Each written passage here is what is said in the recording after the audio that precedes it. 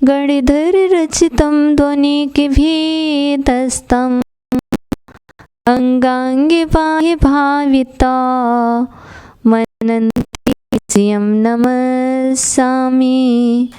गुरुवाः पान्तु no नित्यं ज्ञानिदर्शननायिकाः सावित्राणि मोक्षमार्गोपदेशिका। बोली शांतिनाथ भगवान की। परम पूजनीय आचार्य भगवान श्री सुखचंद्र जी महाराज की। परम पूजनीय श्री सगजी गुरुदेव की। द्वादश माता की।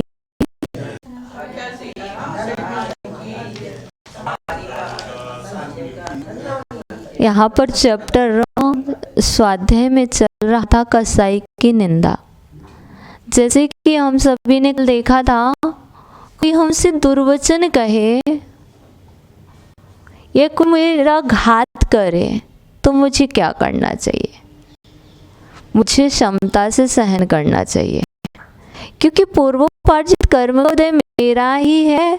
जिस कर्म के उदय से सामने वाला कह रहा है।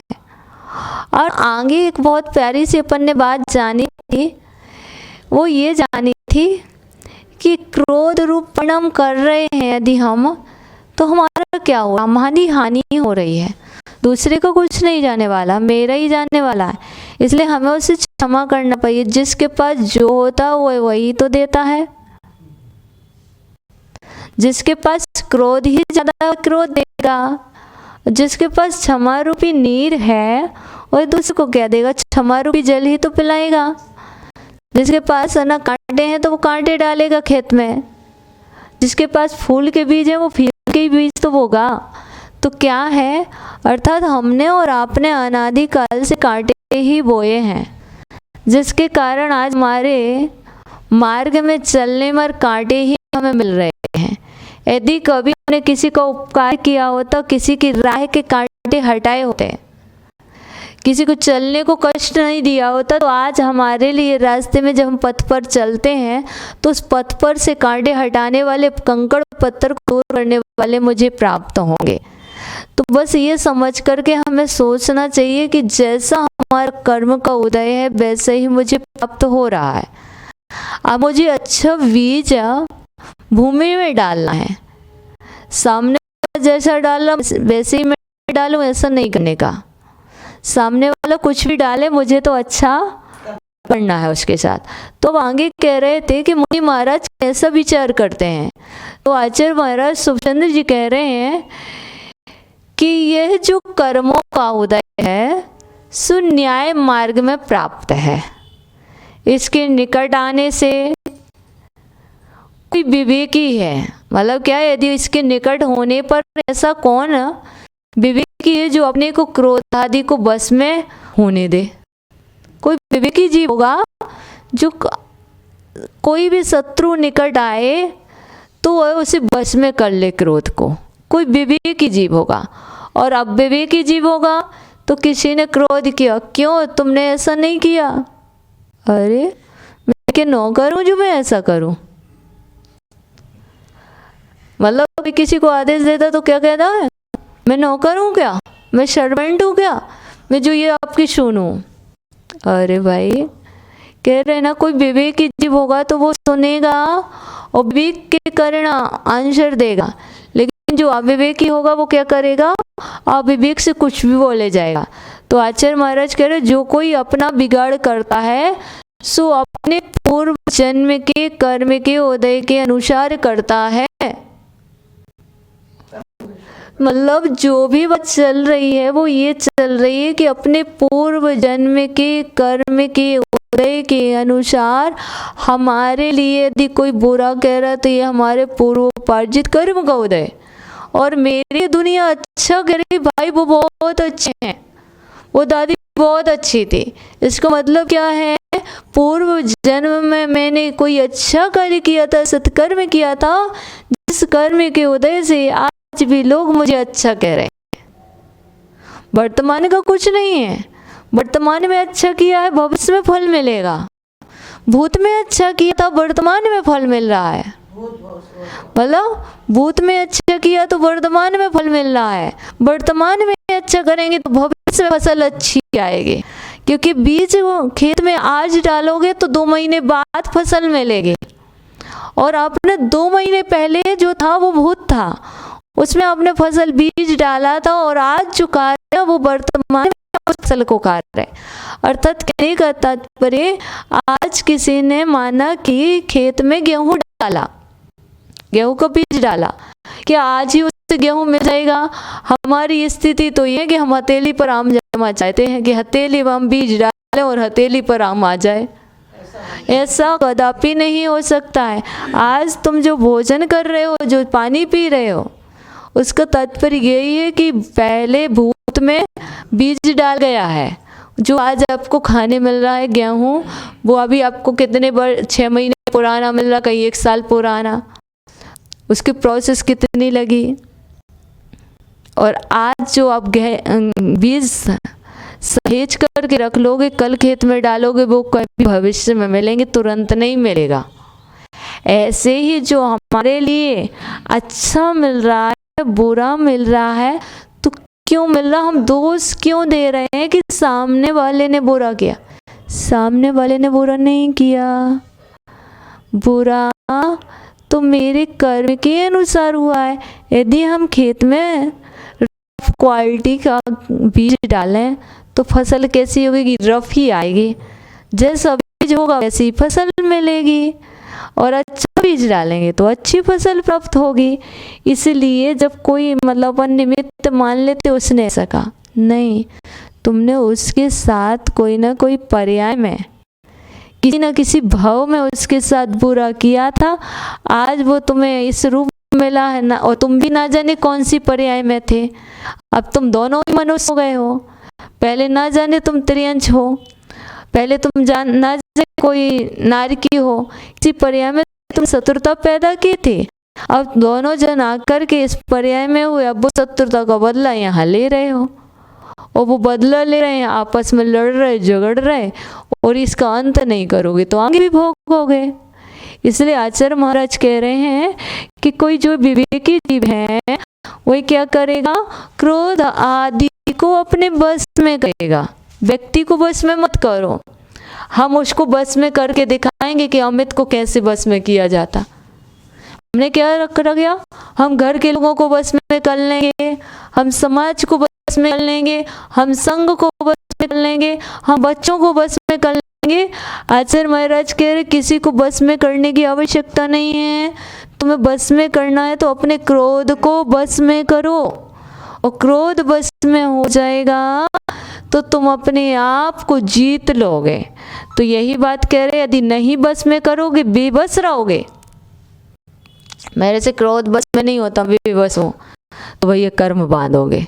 जो क्रोध को बस में नहीं करेगा वो कर्म बांधेगा। तो यही कह रहे, कर्म बांधते, जो कर्म क्रोध को बस में नहीं करते वो कर्म बांधते, सो उनका उदय न आना न्याय मार्ग है। जो कर्म बांधेंगे तो ये न्याय है। तुमने यदि क्राइम किया, गलती की, किसी ने कोई भी गलती की तो उसे सजा तो मिलनी चाहिए। न्याय तो यही है ना कि यदि किसी ने किसी के यहाँ चोरी की तो उस चोरी की सजा मिलनी चाहिए कि नहीं? मिलनी चाहिए, बिल्कुल मिलेगी। अभी प्रवचन चल रहा है, इसके बाद सारी क्वेश्चन चलेंगे। यदि किसी ने चोरी की और किसी ने उसकी FIR की तो उसकी उसे सजा मिलेगी नहीं मिलेगी? यहाँ तुम्हारी FIR कोई नहीं करेगा। कर्म इतना ईमानदार है, जितने ईमानदार आप नहीं है, आप इसको छुपा सकते, पर कर्म इतना ईमानदार है, इतना न्याय मार्गी है, इतना न्याय अपनाता है कि तुमने जैसा किया है वैसा ही तुम्हें फल देगा। कान अंधा हो सकता है पर कर्म अंधा नहीं है। कानून सबूत मिलना पर कोई चीज सिद्ध करता है, कभी निर्णय कानून गलत हो सकता है, पर आचार्य महाराज कह रहे हैं कर्म रूपी कानून बिल्कुल अंधा नहीं है। ये ना तो तुम जल में छुप करके करो पाप, चाहे घर में छुप करके करो, चाहे पीठ पीछे करो चाहे सामने करो, तुम्हें तो फल पूरा पूरा देंगे, न्याय नीति से देंगे। न्याय से कमाएंगे और नीति से कमाएंगे और न्याय से खर्च करेंगे। एक कर्म ईमानदार है तो यही कह रहे हैं, जिसने बस में नहीं किया उन्होंने कर्म बांधे, और कर्म बांधे से उनका उदय आना न्याय मार्ग है। जो बांधा है वही तो मिलेगा। अब तुम कहो दादी, तुम कहो कि हम ना कहीं दूसरे नगर जा रहे थे, हम टिफिन में ले गए थे क्या, अचार पूड़ी नमक, और वहाँ जा कर के हमारी ये क्या हो जाए ना, पनीर की सब्जी बन जाए और अच्छी चीज़ें बन जाए। ऐसा कभी नहीं होगा। यदि तुमने टिफिन में अचार नमक पूड़ी रखी थी तो तुम दूसरी जगह जाओगे तो वही तो मिलेगा। तुम सोचो कि नहीं वो तो कोई अच्छी ना कलाकंद बन जाए, पनीर की सब्जी बन जाए, पनीर के पकौड़े बन जाए, तो ना बनेंगे। तुमने जो कलेवर रख लिया है बात करके वही तो मिलेगा। अर्थात यही कह रहे हैं वही तो उदय में आएगा। टिफिन में तुम जो ले गए हो, टिफिन में से निकलेगा क्या, वही निकलेगा। और यदि टिफिन में दिखाने के लिए बाहर टिफिन आपको लग रहा है टिफिन है उसमें कंकड़ पत्थर ले गए, तो बताओ क्या निकलेगा। सोचने की बात है कि अर्थात कंकड़ पत्थर लेके गए तो कंकड़ पत्थर ही तो निकलेंगे। तो इस कारण कर्मोदय के होने पर क्रोध करना युक्त नहीं है। आप कर्म का उदय है, आप चिल्ला रहे हो, क्रोध कर रहे हो, मूर्खता अपना रहे। क्यों? तुमने जैसा बीज डाला था, तुम जो रख करके ले गए वही तो आए।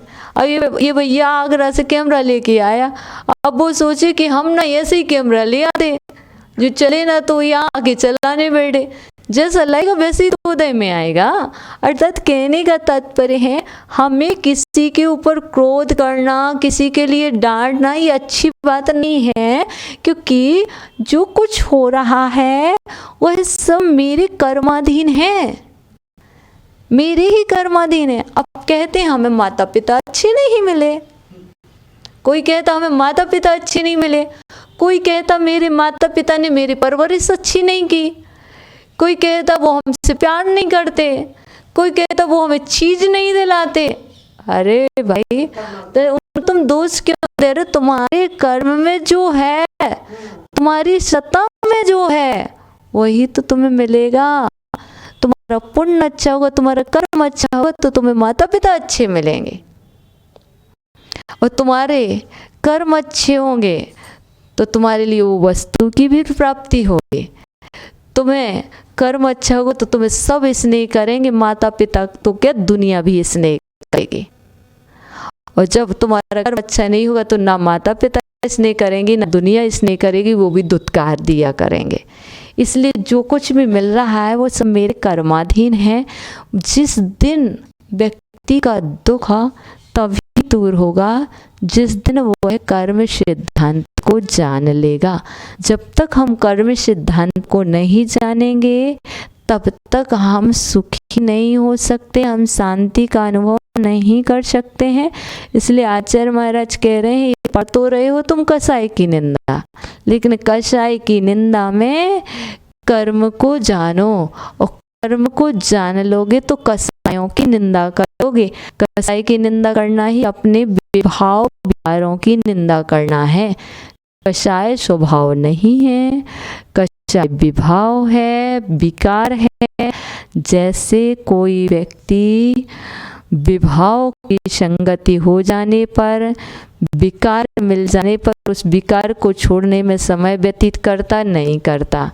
जैसे माना कि कोई भोजन कर रहा था और भोजन करते करते उसके भोजन में एक मक्खी करके गिर गई, तो बताओ वो भोजन करता है, वो मक्खी डली रहने देगा कि जल्दी से हटाएगा? टाइम नहीं लगेगा, बहुत जल्दी हटाए। और माना कि चलो भोजन में उसे बाल आ गया तो क्या करेगा? चिल्लाएगा कि पहले बाल हटाएगा, पहले मुंह से चिल्लाएगा कि मुंह का बाल हटाएगा। दो तरीके हैं, एक भोजन कर रहा, एक मुख में बाल चला गया। पहले वो जिसने बनाया उसे चिल्लाए कि बाल हटाएगा ना। यही बात है। अर्थात हमारा जो उदय आया तो हम उसे हटाए, सामने वाले को चिल्ला रहे हैं। ये हमारी मूर्खता है। तो हमें कर्म को समझना है।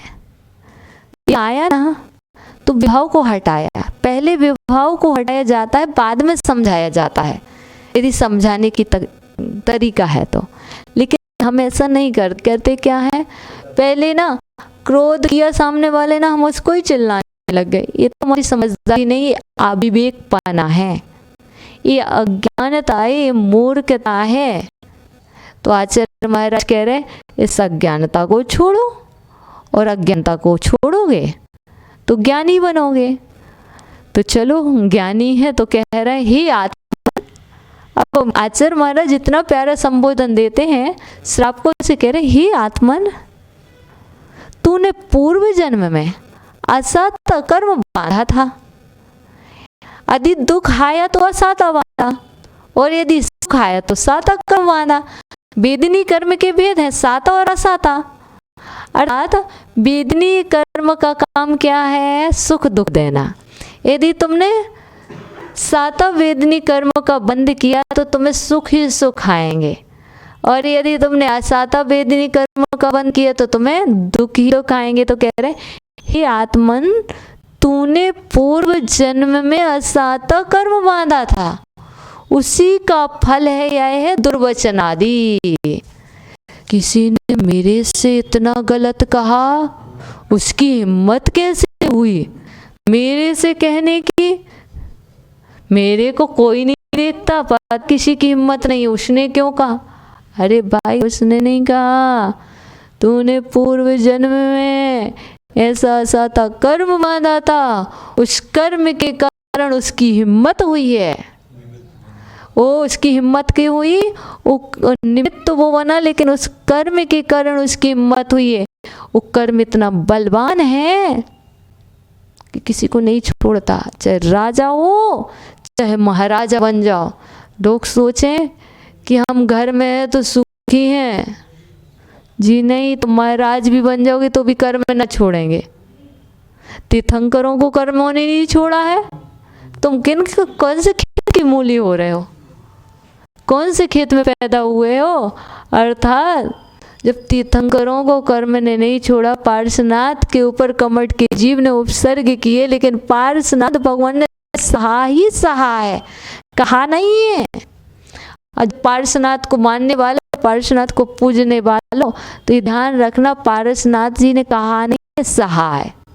माता जी सह लेंगे, शब्द अच्छा नहीं लगता है, शब्द अच्छा लगे या ना लगे, शब्द अच्छा लगे या ना लगे, कर्म के उदय में कहे कि कर्म नहीं कटते हैं, कर्म के उदय में सह करके कर्म खिरते हैं, सह करके कर्म कटते हैं। इसलिए सहना बुरा शब्द नहीं है, बहुत अच्छा शब्द है। सहना बहुत अच्छा शब्द है, इसलिए पार्श्वनाथ ने सहा है, सुपार्श्वनाथ ने सहा है, महावीर स्वामी ने सहा है।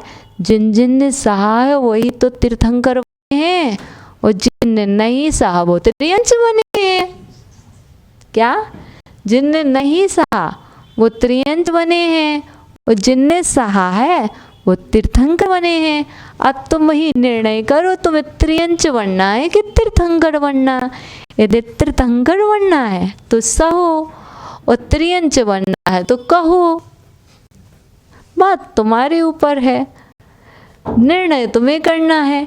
यहाँ तो परीक्षा होनी है, क्योंकि कह रहे थे कि यदि तुमने भेद विज्ञान की कसौटी को तैयार कर लिया है और तुमने अपने स्वर का निर्णय कर लिया, तो हम तो परीक्षा लेने आएंगे। तो ये कर्म तो परीक्षा लेने आते, देखते हैं तुम्हारे अंदर कितने सहने की शक्ति है, कितनी क्षमता है, कितनी क्षमता है। देखते हैं तुम पास होते हो कि फेल। यदि तुमने भेद विज्ञान कर लिया है, तुम्हारा निर्णय पक्का है, तुम्हारा डिसीजन फाइनल है, तो तुम परीक्षा में पास होगे। अनुत्तीर्ण होना हमारे जीवन में नहीं लिखा। माता जी, अनुत्तीर्ण होना हमारे जीवन में नहीं लिखा, हम यदि अनुत्तीर्ण हो जाएं तो हम जीवन से हार जाएं, लेकिन हमें उत्तीर्ण होना अच्छा लगता है। जब कोई उत्तीर्ण होता है, सफल होता है, तो मिठाई खिलाता भी और खाता भी है। और ऐसे ही जिस दिन हम और आप सिद्ध हो जाएं, अरहंत बन जाएं, उस दिन हम जानेंगे कि हम पूर्णतः उत्तीर्ण हो गए। अभी तक तो जितने भी जीव हैं ये सभी अनुत्तीर्ण ही रहे हैं, कोई उत्तीर्ण हुआ ही नहीं है। अब उत्तीर्ण होने के लिए हम परीक्षा दे रहे हैं और परीक्षा में देखते हैं कितना सफल होते हैं। सफल तभी होंगे जब शांति से बैठे रहेंगे। हम कोई एग्जाम देने जाए और एग्जाम देते समय घूमता रहे क्लास में, तो बताओ एग्जाम हल कर पाएगा, पेपर हल कर पाएगा? बिल्कुल नहीं कर पाएगा, असफल होगा। तो यदि एग्जाम देने गए हो तो क्या करो, पेपर हल करो। पेपर हल कैसे होता है? शांति से होता है। बातचीत करने से, डांटने से पेपर हल नहीं होता। बातचीत करोगे तो टाइमिंग निकल जाएगी। 3 घंटे मिलते हैं पेपर करने में, और 3 घंटे कैसे होते हैं? एक बार सिर्फ अपन क्या करते हैं, पेपर को रीड करते हैं। रीड करने के बाद पहले अपन को ये मालूम है कौन सा अपन को अच्छे से लर्न है, तो लर्न भी शांति में लिख पाओगे। यदि रिटर्न पेपर है, एग्जाम रिटर्न हो रहा, तो जो आपने लर्न किया है वो कब आप कर पाओगे राइट? जब आप शांति होगी तब आप उसको राइट कर पाएंगे। यदि शोरगोल हो रहा होगा, शांति होगी, तो आपको जो लर्न है वो भी भूल जाओगे। अर्थात कहने का तात्पर्य, आपने जो भेद विज्ञान को, कसौटी को देखा कि शरीर अलग है, आत्मा अलग है, और यदि आपके यहाँ पर शोरगुल हो रहा, क्रोध कर रहे आप, तो शोरगुल में आप भूल जाओगे बातचीतों में कि हमारा शरीर अलग है, आत्मा अलग है। आप इस चीज़ को भूल जाओगे तो फिर वो राइट नहीं कर पाओगे। और जब आप एग्ज़ाम अच्छे से राइट नहीं करोगे तो आपको उसे एग्जाम की जब रिजल्ट आएगा तो 0 मिलेंगे। अब जो आपको मिलना था 100 मिलना था, वहाँ पर 0 मिलेंगे, और 0 मिलेंगे तो कुछ भी नहीं हो पाएगा। अर्थात हमें यहाँ पर ध्यान रखना है हर जगह, मतलब कैसे, पाप कार्यों में हमें 0 होना है। कहाँ होना है? पाप कार्यों में हमें 0 करना है।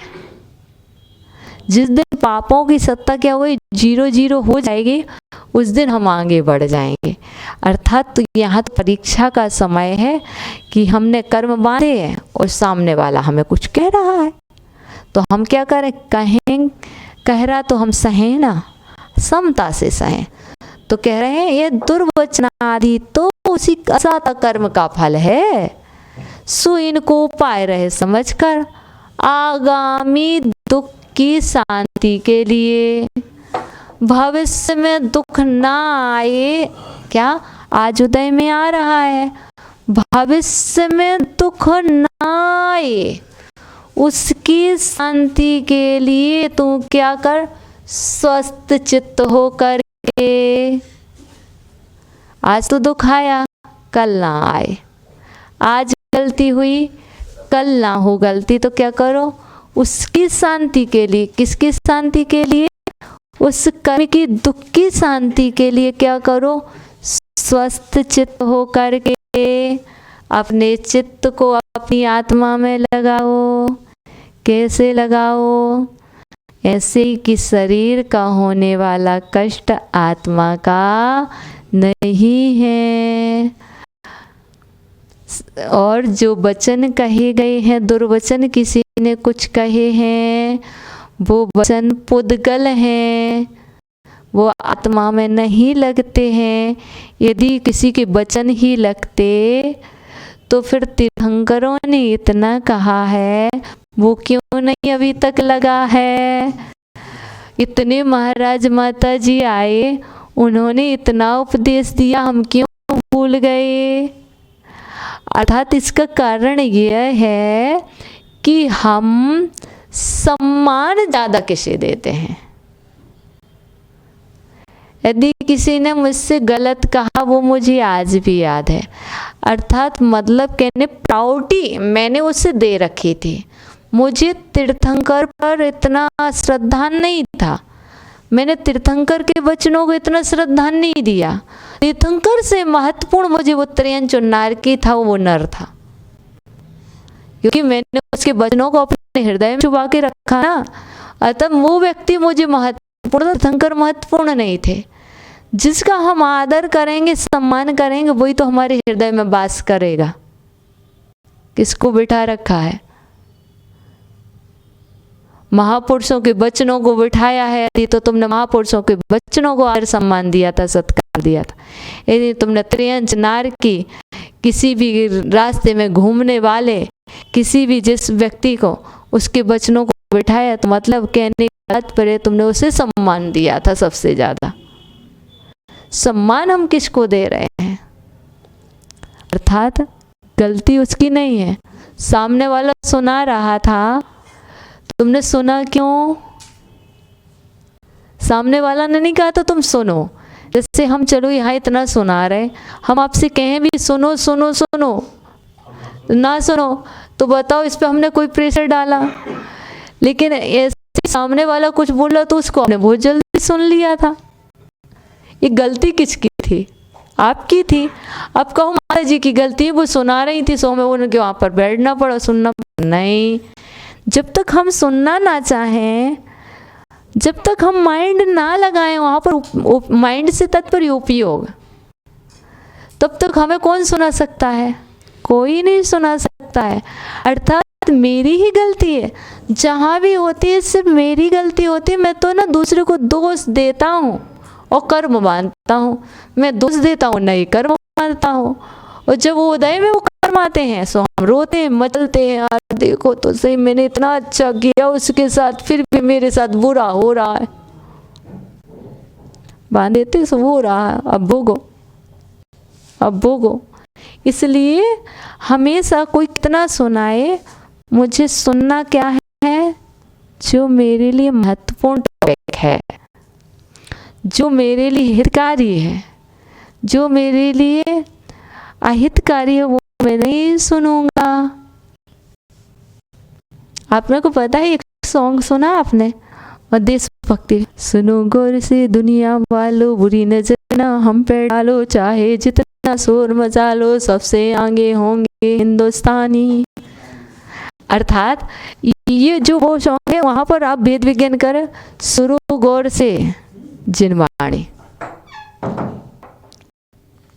क्या वहाँ पर भी जो बात करें, वहाँ पर भी आप ना यदि चाहो ना तो आप जितने गौर से सुनोगे, उपयोग को स्थिर करो और किसी पूरी नजर मत डालो। तो तुम यदि तुम दूसरों के ऊपर बुरी नजर नहीं डालोगे तो तुम्हारे ऊपर कौन डालेगा? पिटता कौन है? पिटता कौन है? जिसने मारा कौन गया? रावण। क्यों? कहने को, लेकिन वैसे तो पति नारायण को तो नीति है, लेकिन कहने की बात को समझना 1%। पिटता कौन है? जिसने दूसरे के लिए बुरी नजर डाली, उस पर भी बुरी नजर पड़ेगी, है ना। कहने का तात्पर्य है हमें ना सुनना क्या है, जिनवाणी को अच्छे से सुनना है। पर हम जिनवाणी को नहीं सुनते, जनवाणी को अच्छे से सुनते हैं। हम पुराण को अच्छे से नहीं सुनते। हम पेपर की बात करें माता जी तो अच्छे से सुनेंगे, माता जी भक्ति पढ़ना शुरू करेंगी और हम सब उठ के भाग जाएंगे। और माता जी यहाँ पर ना कथाएं करने लगे, कथा नहीं, कथा करेंगे तो भाग लेंगे। और विकथा करें, राज कथा, चोर कथा, भोजन कथा, स्त्री कथा, ये कथा करें तो लोग क्या जम करके बैठेंगे। और फिर लोग कहेंगे यार माता जी के पास जाओ तो माता जी बात ही नहीं करती हैं। अरे भैया, बात करने के लिए हमारे गुरुदेव ने हमें पेपर नहीं पकड़ाया है। हमारे गुरुदेव ने तो हमें तो दहेज में ना शास्त्र दिया है। और हमारे गुरुदेव ने हमारे लिए तो जन संपर्क से दूर रखने का कहा था कि बेटा जन संपर्क से दूर रहना। और जितना जितना जन संपर्क से दूर रहोगे उतना उतना कनेक्शन जिनेंद्र भगवान से होगा। यदि तुम्हें जिनेंद्र भगवान से संपर्क बढ़ाना है और जिनेंद्र भगवान के पथ पर चलना है तो अब जन संपर्क से दूर रहो, कथा करो, विकथाओं से दूर रहो।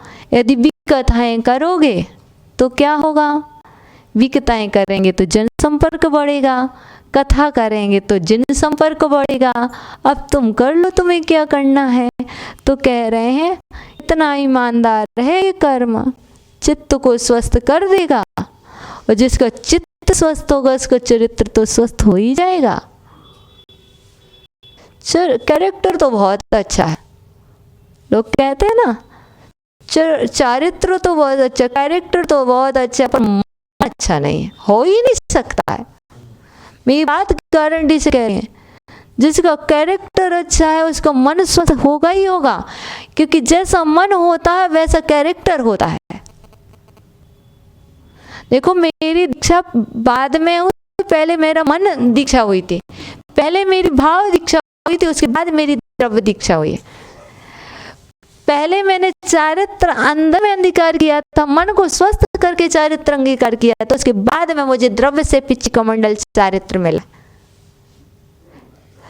मतलब कहने का तात्पर्य यहाँ पर ये ही कह रहे, पहले कोई भी चीज होती है मन में होती है, उसके बाद बाहर में आती है। तो हमें कह रहे हैं चित्त आगामी दुख की शांति के लिए दीक्षा किस लिए है? मैंने सुना है, बचपन से सुना था, और आपने भी सुना है, बचपन में भी सुन रहे हो कि संसार में सुख कहीं भी नहीं है, दुख ही दुख है। और जिसे सुख मान रहे हो उस सुख का आभास है, गलत प्रतीति है, वो सुख नहीं है। तो कह रहे हैं उस दुख की शांति के लिए क्या है? स्वस्थ चित्त हो जाओ, और स्वस्थ चित्त होकर के जिन दीक्षा को धारण करो, जिन दीक्षा धारण न कर पाओ तो भाव बनाओ। अर्थात पहले कोई कार्य करना है तो उसके लिए चित्त को स्वस्थ करना अनिवार्य है, और जब स्वस्थ चित्त होगा तब अपने आप में लगेगा। हम ध्यान नहीं कर सकते, पहले चित्त तो स्वस्थ करो। भोजन शुद्ध है लेकिन चित्त शुद्ध नहीं है। क्या? भोजन शुद्ध है, चित्त शुद्ध नहीं है, ऐसा हो नहीं सकता है ऐसा। और लोग कहते चित्त शुद्ध है भोजन अशुद्ध है, तो कोई अंतर नहीं पड़ता, दोनों का प्रभाव पड़ता है, दोनों का प्रभाव पड़ता है। क्योंकि मैंने अभी धवला जी की पुस्तक पहली पढ़ रही थी, उसमें एक कारिका पढ़ी, उसमें वीरसेन महाराज बहुत अच्छी बात कहते हैं, जो गुरुदेव से मैंने काफ़ी समय पहले सुनी थी, पर मुझे ये पता नहीं था धवला की बात है। गुरुदेव कहते थे भोजन से मन बनता है, मन से विचार बनते हैं, विचार से आचार बनता है, और आचार से जीवन का निर्माण होता है। ये बात गुरुदेव बोला करते, तब से सुनी हुई है।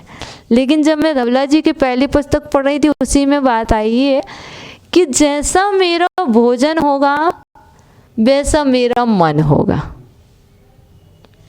अब मन को स्वस्थ करना है। लोग कहते माता जी हमारा मन स्वस्थ नहीं होता है। क्यों नहीं होता है? इसका कारण ये है क्योंकि भोजन शुद्ध नहीं है। जब भोजन द्रव्य ही शुद्ध नहीं है तो भाव शुद्ध कैसे होंगे? अर्थात द्रव्य शुद्ध होता है तो भाव शुद्ध होते हैं। कहने का तात्पर्य है यदि बाहर में गंदगी पड़ी हुई है और आप वहां पर बैठे हुए हैं तो तुम्हारे भावों में बताइए कैसे विचार आएंगे? शुद्ध भाव आएंगे क्या शुद्ध विचार आएंगे? अर्थात द्रव्य का प्रभाव भावों पर पड़ता है और भावों का प्रभाव द्रव्य पर पड़ता है। जैसे मैं यहाँ बैठी हूँ, मेरे भाव शुद्ध हैं तो आप एक जीव द्रव्य हैं, आप जीव द्रव्य हुए और मैं भी जीव द्रव्य हूँ। मेरे भाव शुद्ध हैं, उन भावों का प्रभाव आप द्रव्य पर पड़ रहा कि नहीं पड़ रहा? पड़ रहा है। और आप द्रव्य हैं तो आप जैसे भावों से आए उन आपके द्रव्य का प्रभाव भावों पर पड़ रहा नहीं पड़ रहा। अर्थात कहने का तात्पर्य यही है, यदि हमारा भोजन शुद्ध होगा, खान पान शुद्ध होगा, तो खानदान शुद्ध होगा। जिसका खान पान शुद्ध नहीं होगा, उसका खानदान शुद्ध नहीं होगा। इसलिए यदि आप खानदान को शुद्ध रखना चाहते हैं तो आपको खान पान शुद्ध रखना होगा, क्योंकि जहाँ जहाँ खान पान अशुद्ध हो रहा वहाँ खानदान अशुद्ध हो रहा है। क्योंकि लोग कहते हैं कि बच्चे मेरी बात नहीं मानते, खान पान अशुद्ध है तो अशुद्धि आएगी। कहा है जैन कुल में शादी करो। कैसे हो जैन कुल में शादी? कैसे हो तुम्हारी? क्योंकि तुम्हारा खान पान ही शुद्ध नहीं है, क्योंकि तुम्हारे पास बनाने को समय ही नहीं है। बेटा टिफिन ले आओ, बेटा बाहर से बर्गर ले आओ, बेटा नूडल्स ले आओ, 2 मिनट में 5 मिनट में पक जाएगी। पिज्ज़ा ले आओ, हमारे पास समय नहीं है। खिलाओ खिलाओ, बाहर का खिलाओ तो तुम्हारा बेटा और बेटी भी बाहर के ही होंगे। यदि तुम अपने हाथों से बना बना करके प्यार के भाव से खिलाते, तुम्हारे बच्चे तुम्हारे खानदानी होते। अर्थात कहने का तात्पर्य यही है कि जैसा जैसे मन शुद्धि की स्वस्थ चित्त रखो, तो स्वस्थ चित्त में ये बात पहले कह रहे बिरसन धवलाकार कह ये बात कि पहले तुम अपना खान पान शुद्ध रखो, भोजन से मन बनता है। जितना शुद्ध तुम्हारा भोजन होगा उतने शुद्ध तुम्हारे भाव होंगे, और जब तुम्हारा भोजन शुद्ध होगा, भाव शुद्ध होंगे, तो वो भाव भी इतने प्रभावशाली होंगे कि सामने वाले के ऊपर प्रभाव छोड़ेंगे, और सामने वाले के ऊपर इतना प्रभाव छोड़ेंगे कि वो तुम्हारी बात एक बार में मान लेगा। मानने का बेटा बात नहीं मान रहा। क्यों नहीं मान रहा? कारण क्या है? संस्कार। ये भोजन सबसे पहला संस्कार है, भोजन। आपको पता है हो तल जो गया ना, हो तल गया। वो बेटा होटल गया तो क्या हो गया? तल गया, तुम्हारे हाथ से गया। वो होटल में भोजन करने नहीं गया, वो माँ की गोदी से टल गया है। हो क्या हो? हो टलना है, टल जाओ, कौन मना कर रहा है? इसलिए कहने का तात्पर्य ये है, सबसे पहले मन शुद्ध है तो सब शुद्ध होगा। लेकिन ऐसा नहीं है, हमारे यहाँ एकांत नहीं है। हमारा ये धर्म अनेकांतवादी शादवादी है, जहाँ कहते हैं कि भाव शुद्ध है तो द्रव्य शुद्धि की आवश्यकता नहीं। दोनों शुद्धि अनिवार्य है, द्रव्य भी शुद्ध अनिवार्य है, भाव भी शुद्ध अनिवार्य है। जो क्योंकि बहुत सारे लोग कथनचित हमें ऐसे मिलते हैं जो कहते हैं भाव तो शुद्ध है, द्रव्य शुद्धि की क्या आवश्यकता है? अरे भाव कितने ही शुद्ध रहे, द्रव्य शुद्ध नहीं होगा। तो ये बात कह रहे हैं, तुम जैसे तुम्हारे अंदर में जाए तुम्हारे भाव अशुद्ध हो जाएंगे। क्या अशुद्ध हो जाएंगे कि नहीं? अभी तुम्हारे भाव शुद्ध हैं, जैसे ही तुम उस वस्तु को स्पर्श करोगे तुम्हारे भाव अशुद्ध हो जाएंगे, तुम्हारा दिन खराब हो जाएगा। इसलिए कह रहे हैं कि इसमें कोई का दोष नहीं है। इसमें किसका दोष है? स्वयं का। कैसे स्वयं का दोष है? कि मैंने अपने ऊपर ये सब चीज़ क्या किसका प्रभाव जमाया है। मुझे बाहर का प्रभाव नहीं, अंदर का प्रभाव इतना जमाना था। आपके अंदर बहुत सामर्थ्य है, तो आप अपने स्वस्थ चित्त को स्वस्थ करें। कैसा चित्त स्वस्थ करें? मैं भोजन तो शुद्ध करूँगा, शुद्ध मंगल स्वस्थ चित्त को, तब अपने आप को अपने आत्मा में लगा पाओगे, सिर्फ वेद विज्ञान से नहीं। क्या? यदि स्वस्थ चित्त होगा तो दूसरे की चिंता नहीं होगी। स्वस्थ चित्त होगा तो दूसरे की चिंता नहीं। जिस दिन एक आसन होता है ऐसे रह लेते हैं, बाहर जाना पड़ा उपवास। गुरुदेव कहते कभी उपवास मत करो, एक आसन मरो।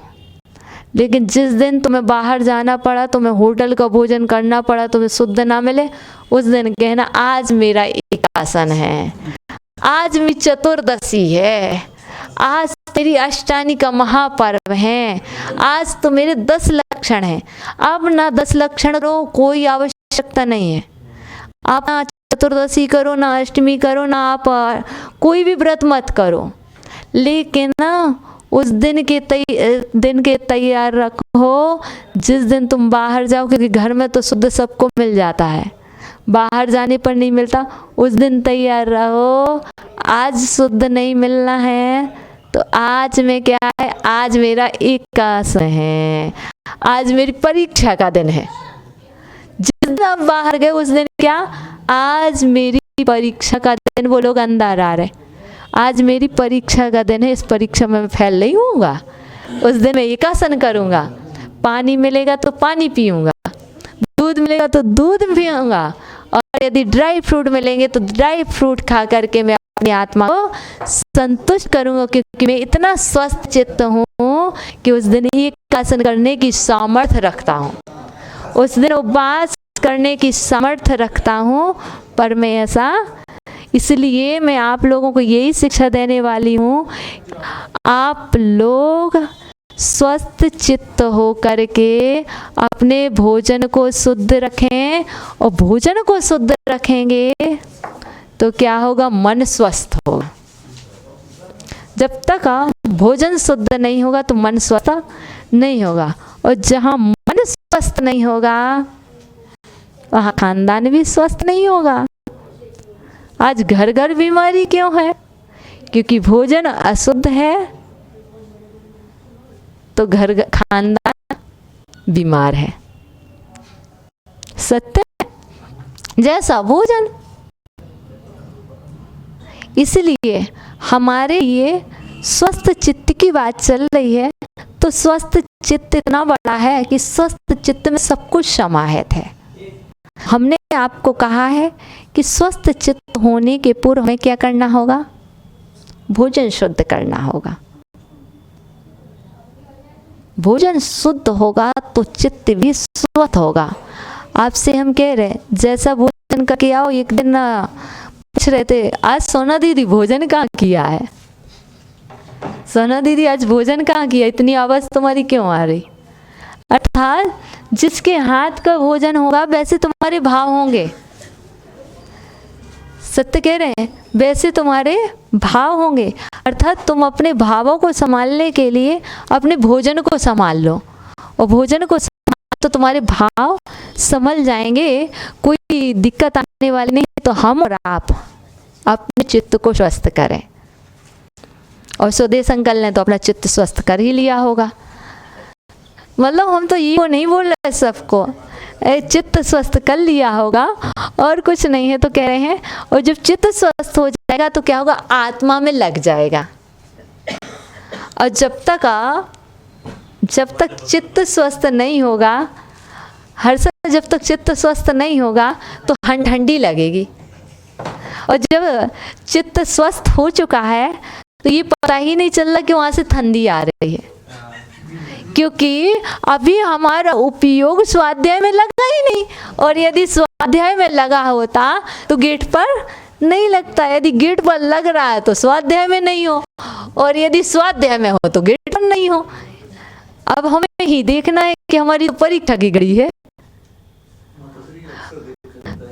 हमारी परीक्षा की घड़ी है, हम बाद में बात करते हैं। जो आगे कह रहे थे, जो दुर्वचन आदि पूर्वोपार्जित असातक कर्म का फल है। आपकी गलती नहीं है बेटे को सुधारने में, और आपकी गलती नहीं है बेटे को बिगाड़ने में, संगति का प्रभाव है। क्या संगति का प्रभाव, मैं गारंटी से कह रही हूँ, और संगति का प्रभाव है। और संगति के प्रभाव ने क्या कर दिया था, बाहर का भोजन शुरू करा दिया, और बाहर के भोजन ने क्या कर दिया, उसके चित्त को अस्वस्थ कर दिया है। और जब तक ऐसी संगति नहीं मिलेगी पुनः से, मतलब किसी को सुधारना है, जिस संगति ने बिगाड़ा है उससे पावरफुल संगति नहीं मिलेगी यदि उसे, तो उसका चित्त स्वस्थ नहीं हो सकता। अभी उसका चित्त स्वस्थ स्वस्थ है इसलिए गलत राह पर जा रहा है। अब चित्त स्वस्थ करने के लिए एक पावरफुल स्ट्रॉन्ग संगति वाला जीव चाहिए। उसकी संगति में यदि जीव आए तो वह वहाँ से डाइवर्ट हो जाएगा। जैसे एग्जाम्पल देते हैं, जैसे हमें मोक्ष मार्ग में आना ही नहीं था, आना ही था, दूर दूर तक विचार भी नहीं था, स्वप्न में भी कभी भी नहीं सोचते थे कि हम यहाँ आएंगे। पर संगति का प्रभाव ऐसा पड़ा, संगति का प्रभाव ऐसा पड़ा कि बिल्कुल डाइवर्ट हो गई स्थिति। क्यों? अर्थात यदि संगति बिगाड़ सकती है तो संगति सुधार भी सकती है। और किसको सुधारेगी? जो बिगड़ा उसी सुधारेगी। सुधरे कोई नहीं सुधारता है, बिगड़े हो के सुधार। तो उसके लिए संगति चेंज करो। आप हमसे उपाय पूछते हो तो आज हम आपको उपाय बता देते हैं। आप उसकी संगति में वो नहीं करेगा, अब उसके पीछे ऐसे संगति वाले लगा दो कि उनके बीच बैठ कर के वो सुधर जाए। प्रयत्न करो, एक दिन में नहीं होगा, वर्षों लगेंगे, 2 वर्ष भी लग सकते हैं, 5 वर्ष भी लग सकते हैं। लेकिन संगति का प्रभाव, जब हमें यहाँ तक आने में 5-7 साल लग चुके तो फिर ऐसे ही किसी को सुधारने में भी लग सकते हैं। तो कहने का तात्पर्य है, जो दुर्वचन आदि हैं कहे हैं किसी ने, वो हमारे पूर्वोपार्जित असत कर्म का फल है। सो उसको भोगने में ही छुटकारा है। भोग लो, भोग, अब छुटकारा ऐसे ही मिलेगा यदि हम आर्त ध्यान करके, रौद्र ध्यान करके, रो करके, हंस करके सोचे कि कोई चीज़ हो जाए और कुछ कह दें, आपने गलत किया, हम भी कह दें, नहीं, छुटकारा नहीं है, ये समाधान नहीं है, ये समाधान की क्रिया नहीं है। यदि उस चीज़ का समाधान चाहते तो आप उसका हो। यदि उस कर्म मुक्त होना चाहते तो वो उदय में आ चुका है ना, अब उसको आराम से भोग लो। कैसे भोग लो? समता के साथ। आया है ना तो जाएगा। कैसे जाएगा? हमें पराजित करके जाएगा। हमें तो पराजित कर ही नहीं सकता है, हम तो अजय हैं। अजय से तात्पर्य आत्मा अजय है। आत्मा को किसी ने पराजित किया है क्या? नहीं किया है। हमारी आत्मा कोई पराजित नहीं कर सकता है। ये देह तो ऐसे नष्ट होने वाली है। वो कर्म आया जैसा उसको करना, वो अपना काम कर रहा है, हम अपना काम कर रहे हैं। हमारा काम क्या है? स्वाध्याय करना। कर्म का काम क्या है? वो हमें परेशान कर रहा है। कर्म हमें बीच बीच में पिक कर रहा, परेशान कर रहा। उसका काम क्या है? पिक करना, परेशान करना। और हमारा काम क्या है? उसमें समता रखना। वो परेशान करता रहे और हम समता से सहते रहें। और समता से सहते सहते आसे आगे आ जाओ। समता से सहते सहते हम सफल, आसे आगे आ जाओ। समता से सहते सहते हम सफल हो जाएं। क्यों? ये हमारी विशेषता। तो तभी कर्म से छुटकारा होगा, वरना पार्श्वनाथ जी मोक्ष कभी ना जाते। उनको भी ना, यदि वो सहन न करते तो वो मोक्ष कभी ना जाते। इसलिए हमेशा अपने से जो श्रेष्ठ रहे हैं, ज्येष्ठ रहे हैं, क्या? जो श्रेष्ठ है वही ज्येष्ठ हैं। ज्येष्ठ वो नहीं है हम बड़े हैं, हम बड़े हैं, हम बड़े। ज्येष्ठ मत बनो, श्रेष्ठ बनो। क्या ना? ज्येष्ठ बनो, श्रेष्ठ। ज्येष्ठ बनो कि श्रेष्ठ बनोगे? है ना? अभी तक हम ज्येष्ठ बनने की कोशिश करते हैं, हम बड़े, हम बड़े, हम बड़े बन जाए, हम बड़े बन जाए। लेकिन अभी तक किसी ने भी श्रेष्ठ बनने का प्रयत्न नहीं किया है। और हम सभी को स्वाध्याय सिखाता है। ये स्वाध्याय कह रहा है कि कर्मों को वो करके श्रेष्ठ बनने की कोशिश करो। कर्म के उदय में रोना श्रेष्ठता नहीं है। कर्म के उदय में आप उसको समता से सहना, ये आपकी श्रेष्ठता है, ये आपकी समता है, ये आपका धैर्य है। इसलिए आप श्रेष्ठ बनने के लिए अच्छे से सहन करो, और अच्छे से सहन करोगे तो छुटकारा मिलेगा। इसका कोई और अन्य इलाज नहीं है, इसका और कोई इलाज नहीं है। आप सोचो कि चलो ये कर्म का उदय आए, ऐसा कर दो तो इसका इलाज हो गया। आश्चर्य मच करे, इसका कोई इलाज नहीं है। अब तो एक ही इलाज है, चित्त को स्वस्थ कर लो। और चित्त स्वस्थ हो जाए तो कर्मों से छुटकारा मिल जाए। और जब तक चित्त स्वस्थ नहीं है तब तक दोष ही देते रहोगे। हम इसके कारण ना, इसने जैसा नहीं सोधा नहीं था तो इसमें ये आ गया है। कोई भी वस्तु ऐसी है जिससे ना अलाभ हो तो क्या, अरे दोष क्यों दे रहे हो? अच्छा हुआ, अहो भागा, अहो भागा, भाभी माँ आई हैं और हमारे कर्म निर्जरा के अपूर्व अवसर आए हैं, और अपन चाहे तो दोष देते रहेंगे। तो अपन को दोष नहीं देना, क्योंकि कल की बात हमें अच्छे से याद रखना है। क्या लोकेश भैया, एक बात याद रखना, अच्छे से याद, सब बच्चों याद कर लेना है ना। एक बहुत प्यारी सी बात है, जब कोई कुछ कहता तो हमें बहुत बुरा लगता ना, बहुत बुरा लगता। ऐसा लगता है कि इसके मुंह पर कब लॉक लगा दो। हाँ, आपको पता है जब सिर दर्द होता ना, वो मोबाइल यदि बजता रिंगाती है ना, तो आपका कहते साइलेंट कर दो, म्यूट कर दो, करते ना, आवाज नहीं आनी चाहिए। और जब किसी व्यक्ति का मुंह बज रहा हो तो क्या लगता है, इसको लॉक कैसे लगाए? लगता ना, मैं सत्य कह रही हूँ ना। तो लॉक लगाने के लिए आपके पास ऐसे कोई चीज होनी भी तो चाहिए लॉक लगाने वाली। अब मोबाइल का तो आपके पास ऑप्शन है कि आपके हाथ में आप लॉक लगा दो। अब कैसे लगाओ? तो कह रहे हैं स्वस्थ चित्त करके लॉक लगा लो अपने मन का, अपने कानों का लॉक लगा लो कि आपको सुनाई ना पे। कैसे लगाओगे? तो लॉक कौन सा है वो हमने आपको कल भी बताया था। रोज बता रहे हैं कि वो लॉक कौन सा है। यदि किसी कुछ कह दिया ना तो हम बहुत परेशान होते हैं। वो लॉक कोई और नहीं है, 4 पंक्ति हैं, जिन पंक्तियों के माध्यम से हम और आप अपने लॉक लगा सकते हैं। हंसते हो आप लोग, लगाओगे लॉक? तो लगाओ। तो मूर्ख शिरोमणि कुछ भी कह दे, सब कुछ सह लेना। अर्थात मूर्ख शिरोमणि कुछ भी कह दे, सब कुछ सह लेना। किसी ने कुछ कह दिया ना तो ये कहते ना, मूर्खों में मूर्ख है वो, ये मूर्खों का शिरोमणि, उसने कुछ कहा, वो थोड़ी ना ज्ञानी था, वो तो मूर्ख शिरोमणि था, उसने कुछ नहीं। अपन ये याद कर लेंगे, और कोई चीज अपन को याद होगी, और कोई कुछ बोले तो ऑफिस में लिखा है अपनी गाड़ी में किसी ने टक्कर लगा दी जानबूझ करके, हर मूर्ख था ना, पहले ही लिख रखा मूर्ख शिरोमणि है। अपन हर जगह चीज कहना, ऑफिस में, घर में, शॉप पर, सब जगह ये 4 पंक्ति यदि लिख दो, यदि अपन उसकी जैसे यदि उसने कुछ कहा और हम बोल गए तो बताओ कौन हुए? तुम ही तो नहीं हुई मूर्ख शिरोमणि। जो एक ने बोला तो वो तो मूर्ख था, और तुमने उसका रिप्लाई दिया उसी भाषा में, तुम महामूर्ख, तुम मूर्ख शिरोमणि हो, तुम मूर्ख शिरोमणि। तो क्या करना, यदि किसी ने मूर्खता की तो क्या करना, सह लेना। ठीक है ना?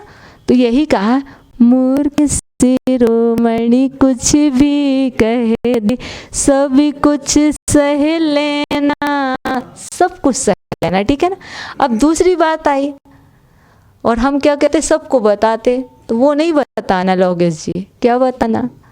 महापुरुष के वचन मनोहर, जग से कह देना, सबसे नहीं कहना, जग से कह देना। महापुरुष के वचन मनोहर, जग से कह देना। मूर्ख शिरोमणि कुछ भी कह दे, सब कुछ सह लेना। महापुरुष के वचन मनोहर, जग से कह देना। अब आप कहते हो कि माता जी कोई नीति बता दो, तो हम आपको नीति तो बता रहे हैं। यदि किसी ने अच्छी वचन कहे, अच्छी बात ही है, तो वो कौन है? महापुरुष है।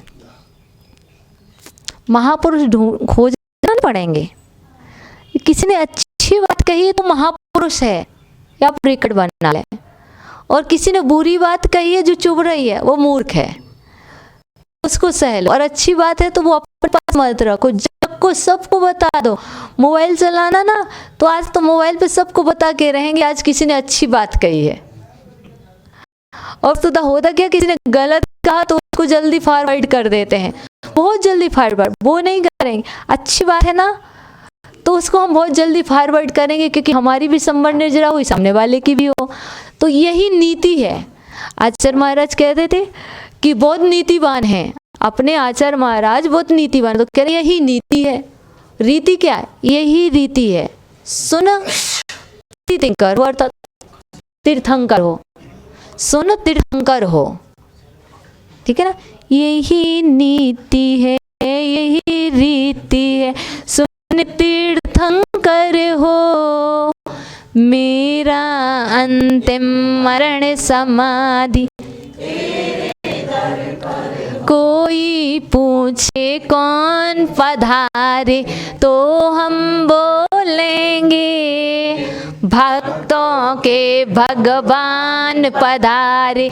जय जय बोलेंगे, अहो दिगंबर, अहो दिगंबर, संत दिगंबर हो, मेरा अंतिम मरण समाधि। पुनः बुलाना भूल न जाना, सपनों में आना, जैसे भी हो हमको अपने दर पर ले आना। तेरे दर पर ऐसा लगता जो अपना घर हो, मेरा अंतिम मरण समाधि। तेरे दर पर मैंने जो पाप किए हों वह सब माफ करो। खड़ा अदालत में हूँ स्वामी, अब इंसाफ करो। मेरे अपराधों को गुरुवर आज क्षमा कर दो, मेरा अंतिम मरण समाधि तेरे दर पर। धर्म सभा में आने वाले समो शरण जाते, धर्म देश ना सुनने वाले दिव्य ध्वनि पाते। गुरु मिले तो प्रभु मिलेंगे, कहती वाणी माँ। मेरे हम शीश झुकाए, हे जिनवाणी माँ, हे जिनवाणी माँ, हे जिनवाणी माँ, हे जिनवाणी माँ, हे। 9 बार नमोकर मंत्र आर्यन हो गए।